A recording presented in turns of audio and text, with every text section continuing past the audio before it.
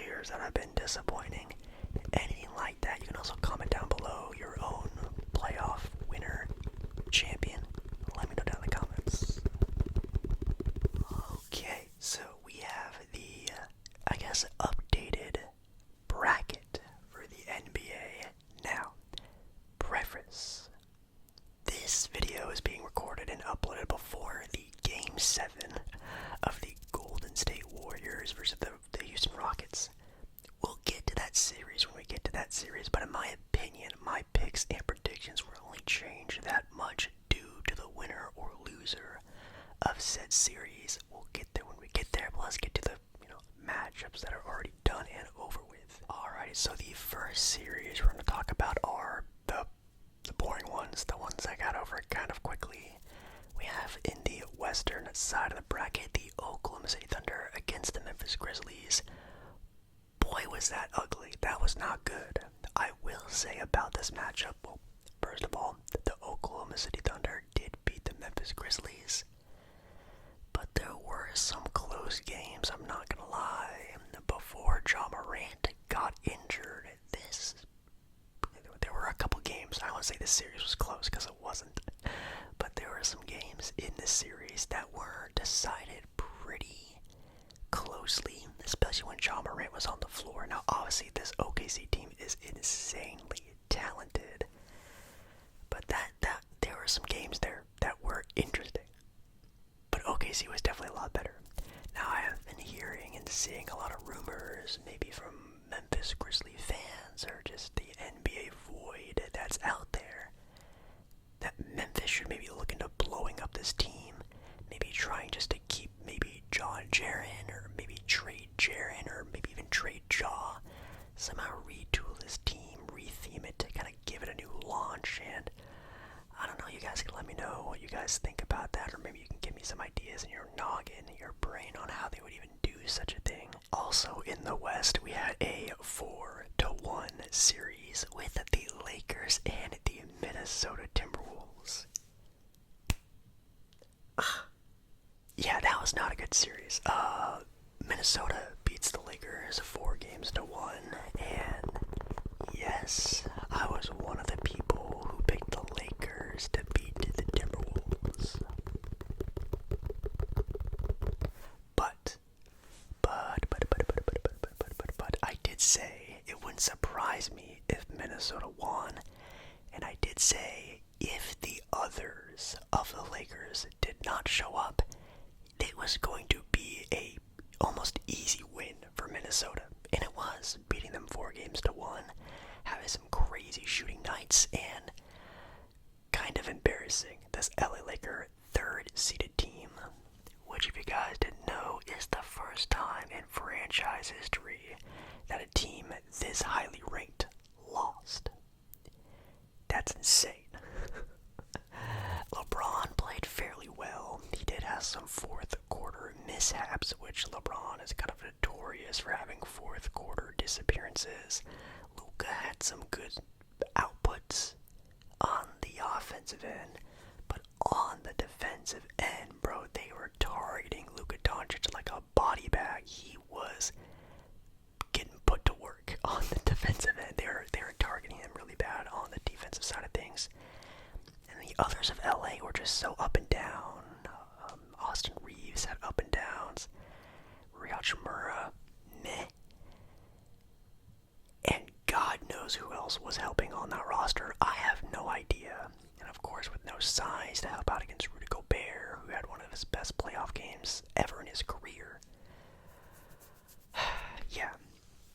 We all knew this Laker team needed some retooling, but it looks like this team is nowhere near the championship caliber team that maybe we kind of delusioned ourselves to think of. Then we have the Cavaliers Miami Heat series. That was just embarrassing, and I'm sorry if you're a Heat fan, but that was just embarrassing. There's no reason why the Miami Heat probably should have even been in the playoffs. It was the first time a 10th seeded team made the NBA playoffs. There's a reason why the 10th seed is a 10th seed, and playoff teams are playoff teams. The Miami Heat were not a playoff team, and it showed. That was embarrassing. That was really bad. bad. I pray the Miami Heat start their rebuild right now because they need it. And the Cavaliers look uber dominant moving on to the second round.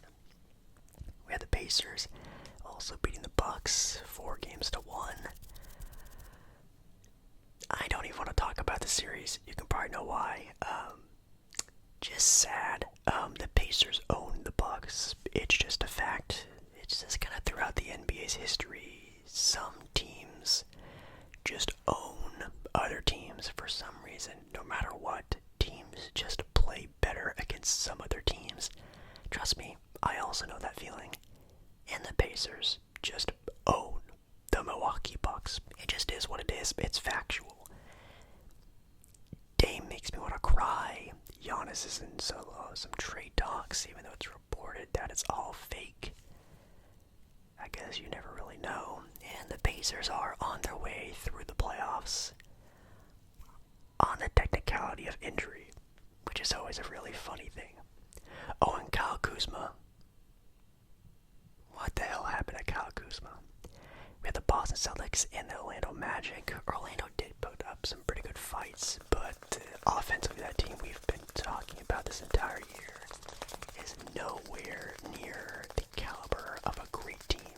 Defensively, they had some good, again, outputs against Boston. I think they actually held Boston under 100 points maybe once or twice in this series, which is pretty good in this sort of age of basketball. But offensively, my goodness, that team needs help drastically. Boston moves on. Now, my favorite series of these two sides of the conference, Knicks Pistons, that was fun. The New York Knicks, Detroit Pistons went to 6 games. I think I predicted Knicks in 6, and that is what happened. Definitely could have went 7. And man, if you're asking me, the Pistons maybe could even won this series. The Knicks look extremely beatable, but boy, man, those Detroit Pistons, maybe with another couple years of this sort of aging process, maybe adding in some more talent around Cade Cunningham, that's a very special team.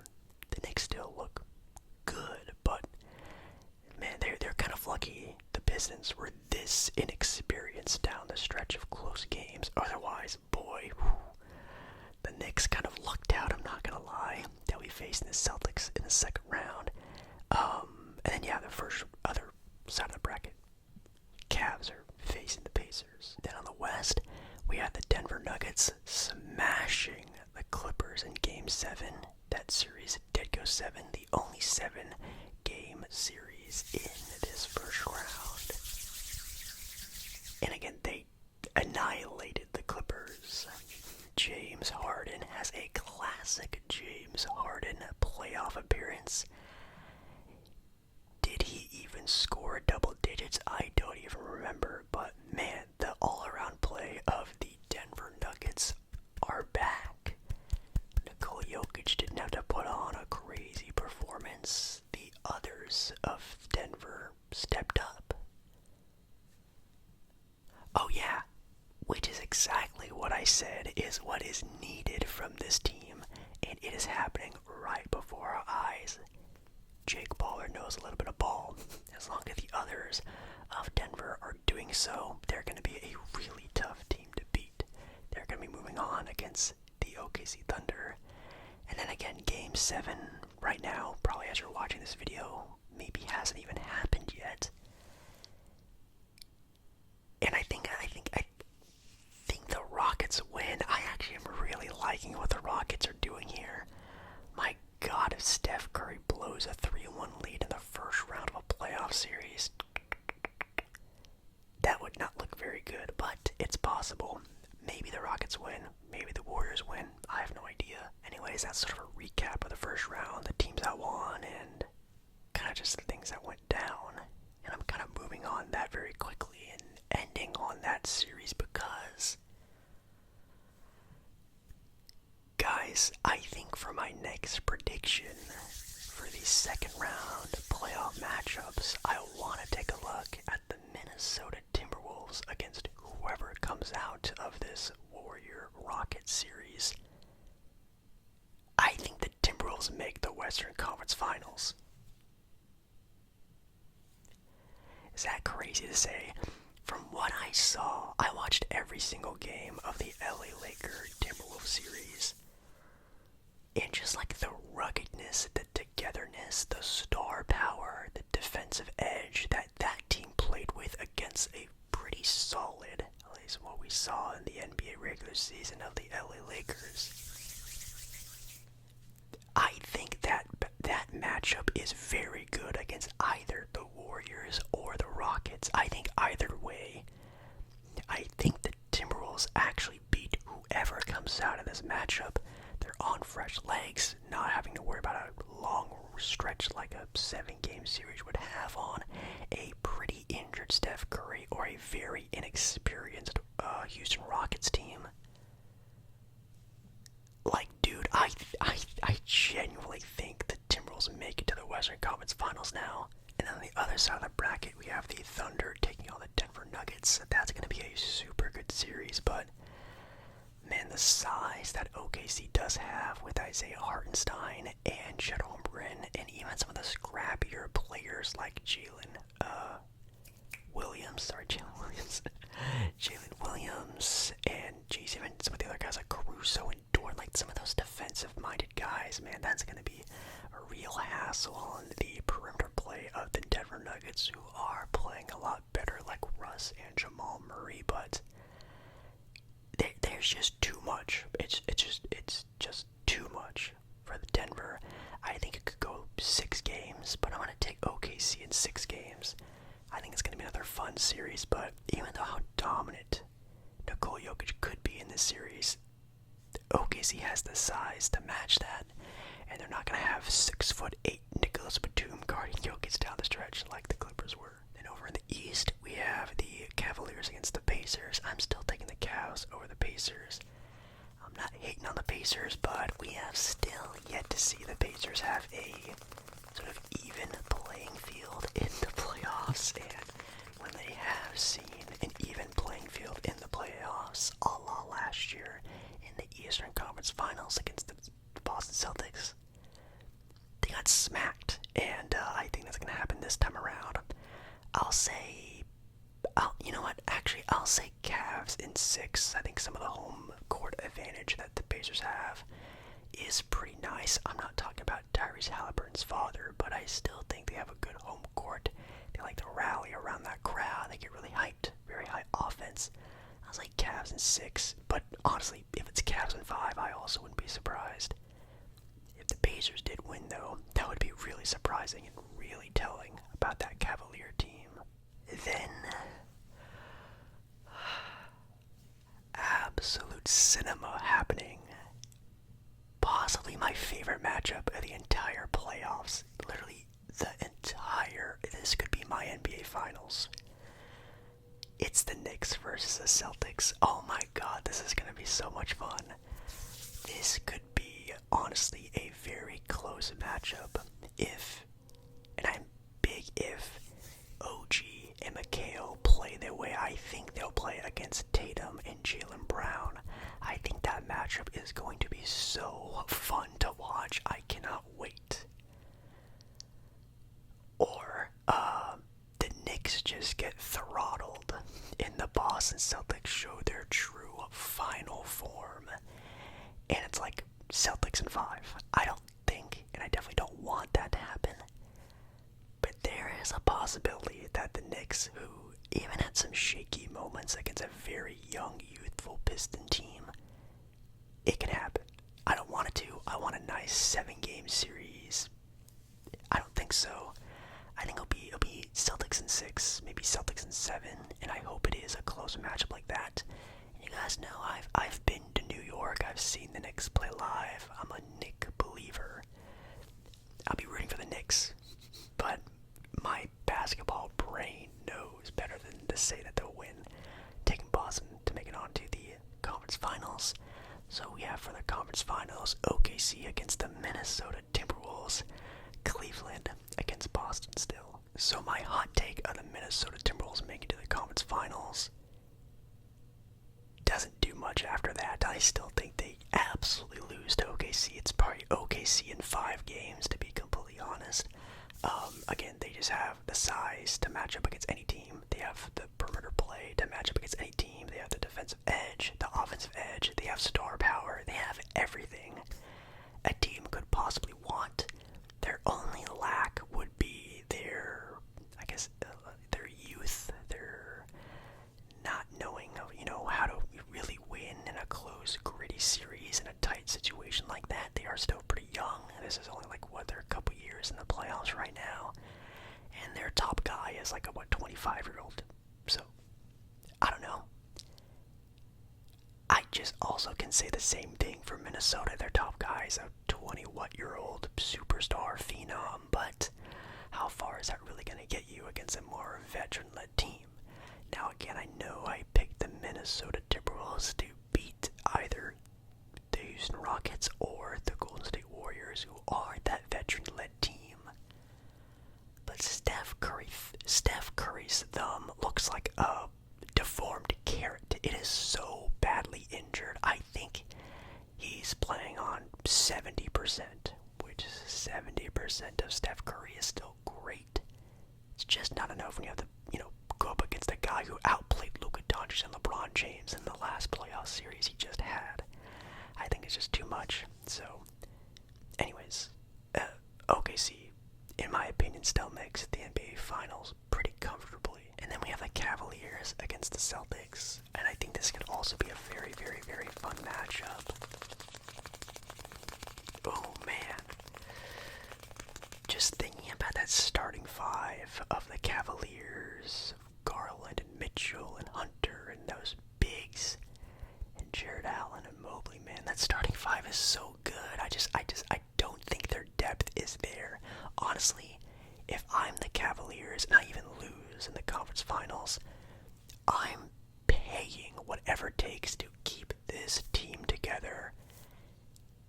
Just add a little splash of role player on this team. Add a nice 6th, 7th man. Ooh. I know Ty Jerome is playing great. Max Strus is up and down, I guess. But you add in one more really solid role player to this team. Dude, they are actually really close of making something special. The Celtics just already have that extra something special. I'm taking Celtics to still make the NBA Finals. And yeah, we still have OKC against the Boston Celtics. And the OKC Thunder look really good. They look really dominant. I've praised them and glazed them this entire video. Same thing with the Boston Celtics. Man, it's so hard to win an NBA championship when it's your first time in the championships. We saw what the Boston Celtics had to do and lose to the Golden State Warriors before they could make their triumphant return and win the NBA Finals. This is going to be the same exact thing. History repeats itself.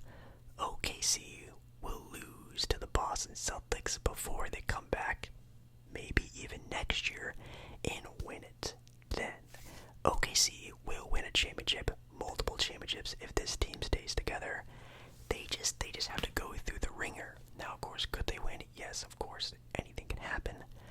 But again, my basketball brain, history repeats itself. It's really hard to win a finals your first go around, and I think the Celtics right now are just a really, really, really good team that knows how to win tough playoff matchups. They've been through the ringer many, many times. They just know what to do. Yes, I'm going to say it again. Boston in 6. A lot of 6-game series. I'm wanting some close ones. I hope to God it's not like a sweep or a 5-game series. Ugh, I'm so tired of bad NBA Finals. I want a really good NBA Finals. I think we can get one this year. Anyways, so far in the NBA, my playoff MVP, I have a couple. I think Anthony Edwards, of course, looking like a bona fide star in itself. That's a no-doubt one. Tyrese Halliburton has played a lot better. Shout out to Tyrese Halliburton. Nikola Jokic is still definitely the best player in basketball. Any disappointments? I mean, of course, the Lakers is the number one disappointment.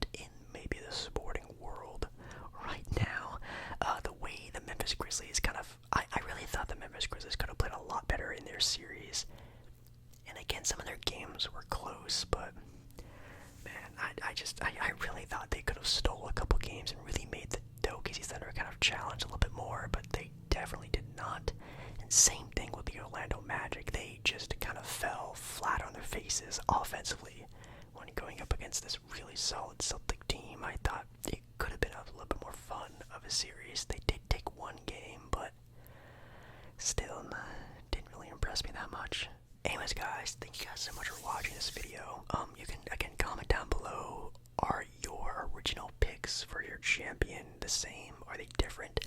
Is your pick for champion already gone? And make sure you guys please leave a like on the video. If you guys like this sports talk, whisper, rambling stuff, please let me know by leaving a like on the video. That's all you guys have to do is press the like button. It really does a lot for the channel in this video.